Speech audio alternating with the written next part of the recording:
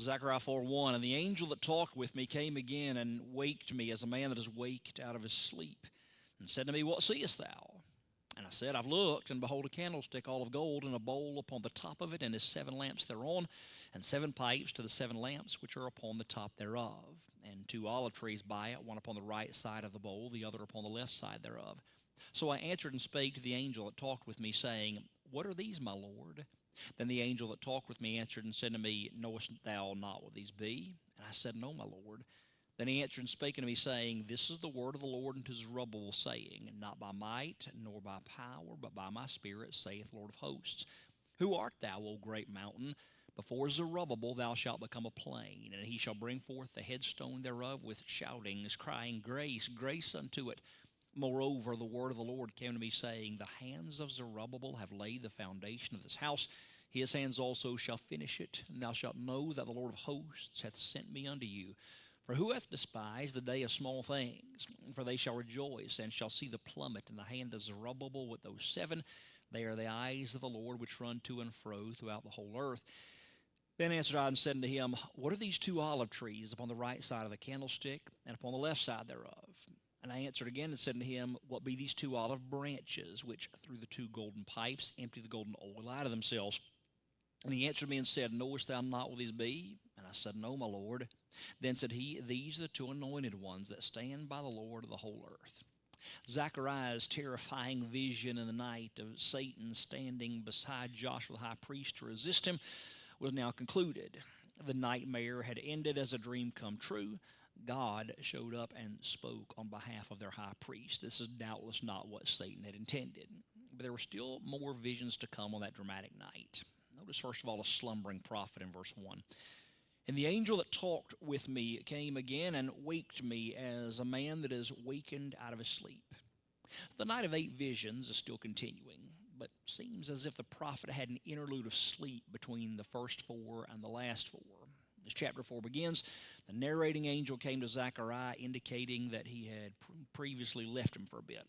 The prophet had gone to sleep. The angel woke him up the way that a common man would be awakened out of his sleep. Then we find a significant vision, verses 2 and 3. And said unto me, What seest thou? And I said, I've looked, and behold, a candlestick all of gold, with a bowl upon the top of it, and his 7 lamps thereon, and 7 pipes to the 7 lamps which are upon the top thereof, and 2 olive trees by it, one on the right side of the bowl, and the other upon the left side thereof. Upon awaking to the 5th vision, Zechariah saw some things that were both very familiar to him and things that were a bit unfamiliar to him.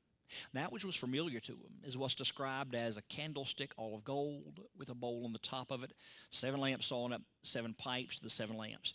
It was familiar to him because it had been part of the most sacred possessions of his people since they first became a nation. Here's where we start to read about it in Exodus chapter 25, verses 31 through 37. And thou shalt make a candlestick of pure gold. Of beaten work shall the candlestick be made. His shaft and his branches, his bowls, his knops, that means bulbs, and his flowers shall be the same. And 6 branches shall come out of the sides of it, 3 branches of the candlestick out of the one side, and 3 branches of the candlestick out of the other side. 3 bowls made like unto almonds, with a knop and a flower in one branch, and 3 bowls made like unto almonds in the other branch, with a knop and a flower. So in the 6 branches that come out of the candlestick. And in the candlestick shall be 4 bowls made like unto almonds, with their knops and their flowers. And there shall be a knop under the 2 branches of the same, and a knop under the 2 branches of the same, and a knop under the 2 branches of the same, according to the 6 branches that proceed out of the candlestick. Their knops and their branches shall be the same. All of it shall be one beaten work of pure gold. And thou shalt make the 7 lamps thereof, and they shall light the lamps thereof, that they may give light over against it. Both Zechariah in his day and Moses 1,000 years before called this item a candlestick. Because it has multiple branches, it's often called a candelabrum. Most people in the biblical context know it by the term menorah. Why do we call it menorah? Well, because that's the Hebrew word for lampstand. The original menorah from the tabernacle of Moses had been taken into Babylon during the captivity, while a lot of the vessels of the temple had been brought back out of captivity and back to Jerusalem. Records seem to indicate that the original menorah was lost. Zechariah, though, as a priest, would almost certainly have been familiar with its duplicate that adorned the Second Temple until the Second Temple's destruction at the hands of Rome in AD 70. Interestingly, we know exactly what this menorah looked like. Titus carved a detailed relief of it on the Arch of Titus in AD 71. And that exact menorah is the chosen symbol of the reborn nation of Israel. When you see Israel with that candlestick, that's a picture of what was on Titus's arch. That's a duplicate of what they saw there in the Second Temple. The menorah in this vision, though, was a bit different from the original or the duplicate of the original. This one had bowls, pipes, olive trees, and 2 golden spouts. All of that served to paint a picture of limitless supply of oil and of a light that would never go out. Verse 4, "So I answered and spake to the angel that talked with me, saying, What are these, my Lord?" Now Zechariah knew what the menorah was. He didn't know what the additional parts were. Above all, though, he didn't know the meaning. And it was the meaning that he was primarily inquiring of as he asked the angel what all of this was. Verse 5, "Then the angel that talked with me answered and said unto me, Knowest thou not what these be? And I said, No, my Lord." Now the exchange in verses 4 and 5 is interesting. Zechariah asked what the items in the vision were. The angel responded with a question of his own. "Knowest thou not what these be?" Zechariah responded with the obvious answer, "No, my Lord." Now, the angel's answer to Zechariah was not designed to insult Zechariah. It wasn't designed to chastise Zechariah. This wasn't God treating Zechariah as if he was some kind of a dunce. Rather, the question was designed to excite even more interest on the part of Zechariah, much as when a child asks us a question and we respond with an excited, "Do you really not know?" The answer about to be given warranted that motivation to excitement. Verse 6, "Then he answered and spake unto me, saying, This is the word of the Lord unto Zerubbabel, saying, Not by might nor by power, but by my Spirit, saith the Lord of hosts." How many of you are familiar with and have heard that term often, "Not by might nor by power, by my Spirit, saith the Lord"? Do y'all hear that pretty regular? This is where it comes from. We normally hear it used in the context of things we are doing in our day and the fact that God's got to be in it, and all that is absolutely true. All that is a very fair application. First time they were heard, though, was in this vision. First time they were heard, they dealt with Zerubbabel and the rebuilding of the temple.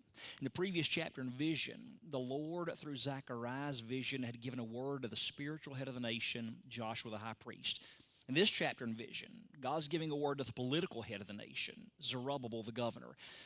Zerubbabel had been on the ground there in Jerusalem for about 20 years. For all that time, he dealt with frustration of the inability to get everybody to come together and rebuild the temple.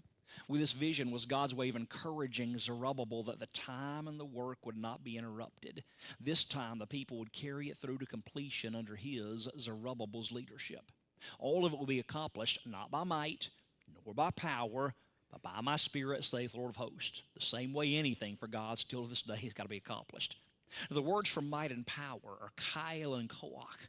Those are common words for the strength and power found in mankind. Those had been tried and exhausted. They had given their best efforts and it hadn't worked. Now it would be by the Spirit of the Lord of hosts, the God of armies, that the task was finally accomplished. But Zerubbabel needed to hear this. He also needed to hear everything that followed. Verse 7, "Who art thou, O great mountain? Before Zerubbabel thou shalt become a plain, and he shall bring forth in the headstone thereof with shoutings, crying, Grace, grace unto it." The narrating angel was still quoting the words of Jehovah God to Zechariah for Zerubbabel. He began with, "Who art thou, O great mountain?" Now that sounds odd grammatically. We would expect it to be, "What art thou, great mountain?"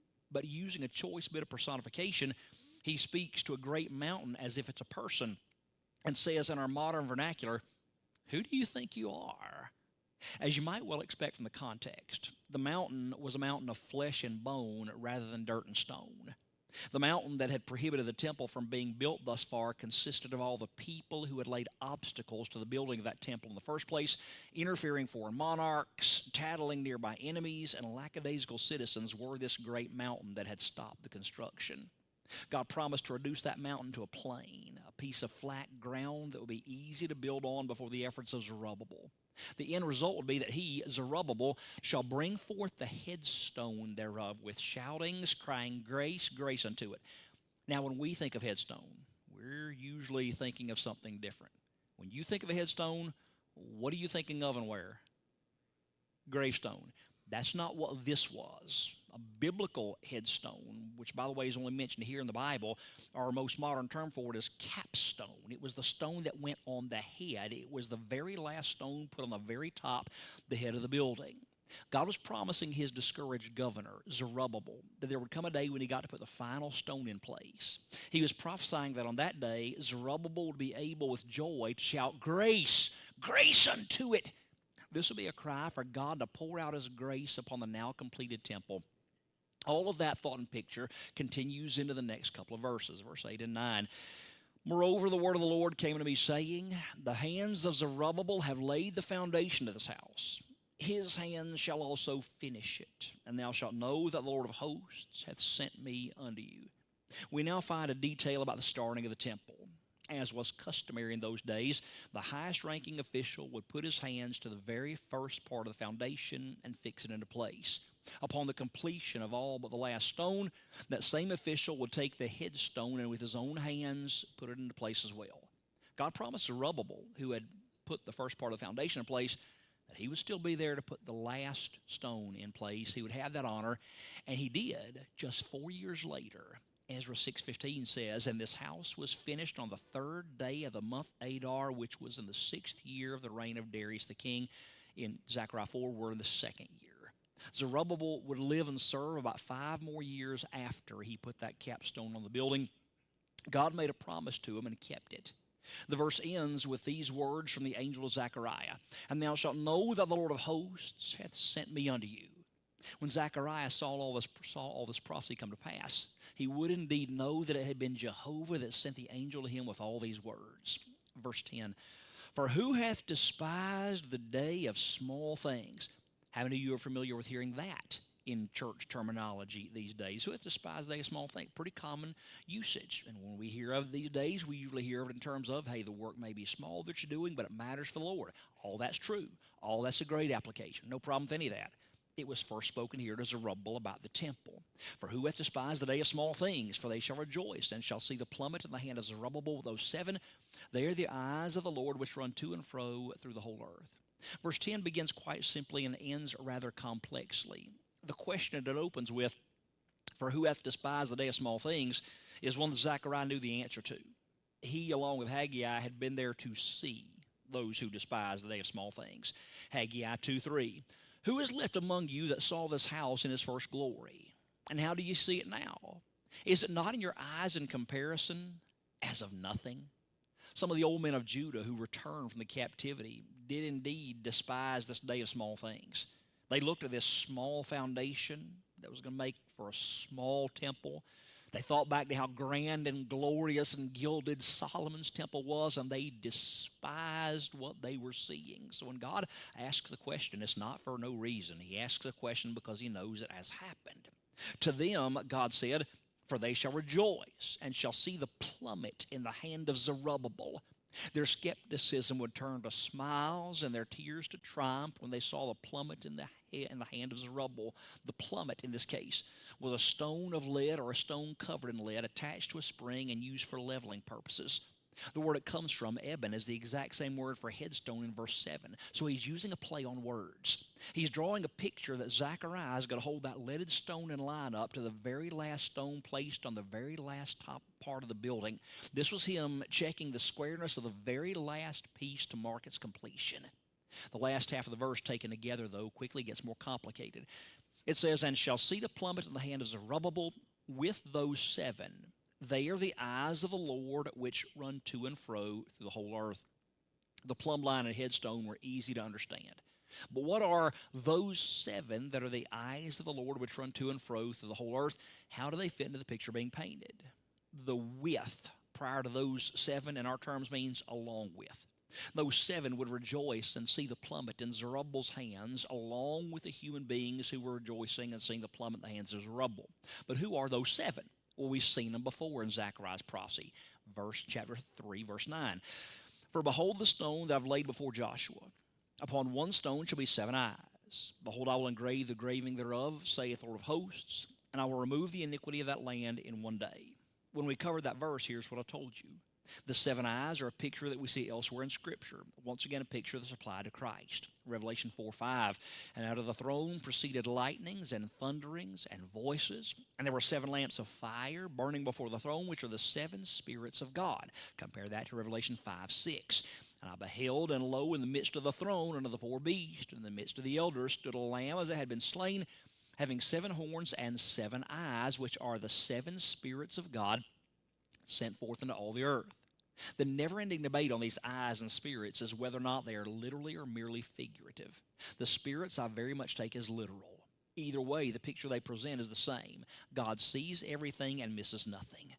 These 7 spirits of God, who have seen everything in all the earth, would particularly have their attention focused on Zerubbabel and the completion of the temple and would rejoice at all of it. This meant something to God. This was important to him.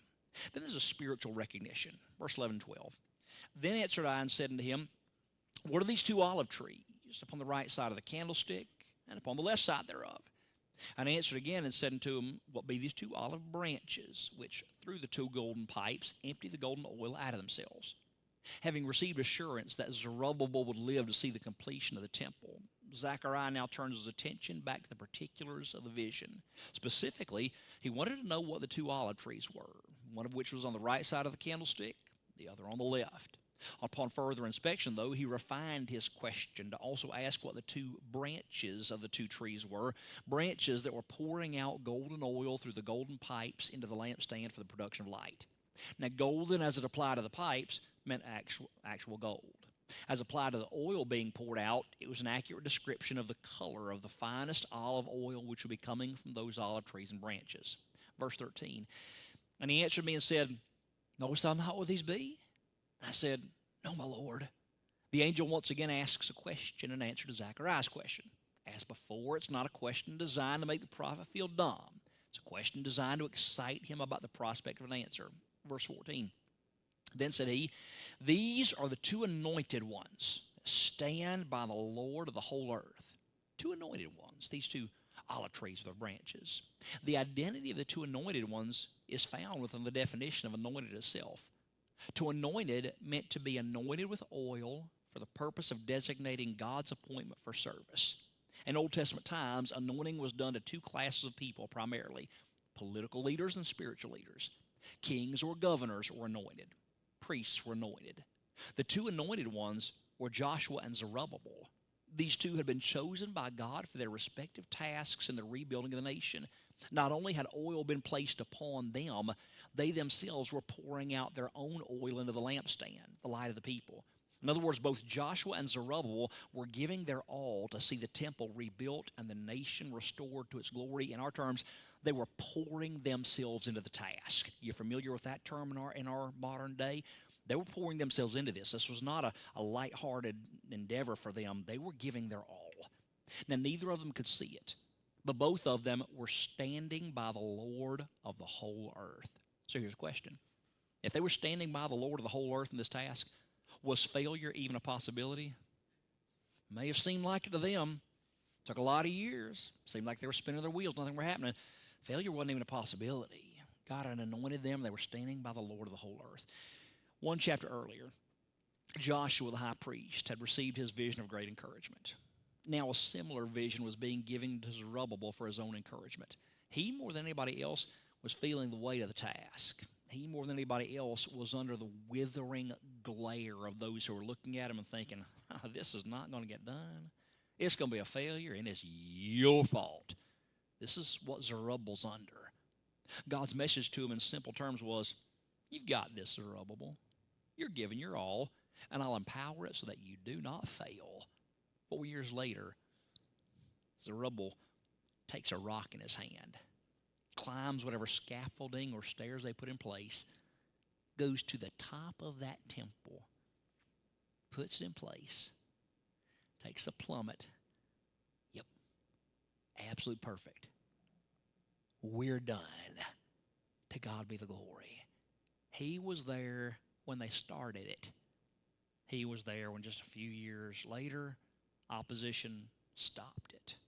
He was there for all the intervening years when he kept trying to motivate people to go back to the work, and they kept saying, it's not time. It's not time the house of the Lord shall be built. He was there. He was there when Haggai and Zechariah the prophets stepped up and said, it is time. Let's go to building. He was there when they gathered the new wood to replace the old wood that had been rotted away or used in houses. He was there when the walls started going up. He's gotten older now, not nearly as young and as spry as he used to be, but he's there. And he's there for the very last part of the project. That's a happy ending to that story, don't you think? Amazing how good God is at giving happy endings to those who are just faithful to the task.